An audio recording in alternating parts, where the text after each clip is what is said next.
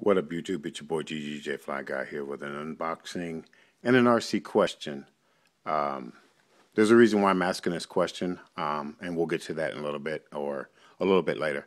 But anyway, quick addition to my RC collection. As you guys know, I've been hitting some speed runs and having a few issues with my radio. So I decided to change out. A couple of you already know what this is, but let's get the box open so you guys can see real quick. There it is. Futaba 4PLS. Ordered this. I actually have had this a couple days, but been busy taking care of some other stuff for the wife around the house and things like that. So, and decided to just hold off until I had some time to actually get it and do the unboxing. Let's get this box out of the way here. I'm hoping that this thing will help me get past that 102 mark. I'm not sure if it will or not.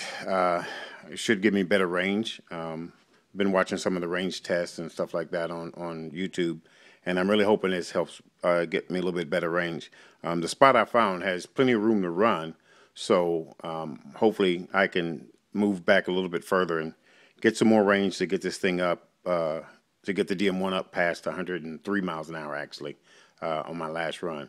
Anyway, that's what we got. I'm not going to do an official unboxing. You guys have seen these. From what I'm understanding, they're pretty nice. I had narrowed it down between this and the Airtronics. This one went out, one, because of the price, two, because of some of the range tests that have been posted online. I couldn't find any range tests with the Airtronics, so I just decided to go ahead with the 4PLS since I knew it had good range on it. But anyway, that's what we got, addition to the RC family. I'm going to get this thing on the DM1, test it out, make sure everything is working good before I do another speed run. And then hopefully, I'm going to get that done today, and then hopefully tomorrow I can get a speed run in. But we'll see, because we're supposed to have some 25-mile-an-hour winds around here, and I'm not sure if I'm going to run in that kind of wind. But anyway, that's what we got. On to the question. And you guys, don't be afraid to comment. I'm really interested in seeing what everyone has to say. My question to you guys is, what do you consider a successful speed run? Now, with that said, I'm going to answer the question to what I feel. If you don't agree with me, you don't agree with me. But I'm interested in seeing what everybody has to say about this. My idea of a successful speed run is setting a goal. Like with me with the DM1, my goal was to get it to 100 miles an hour. That's part of what I consider a successful speed run.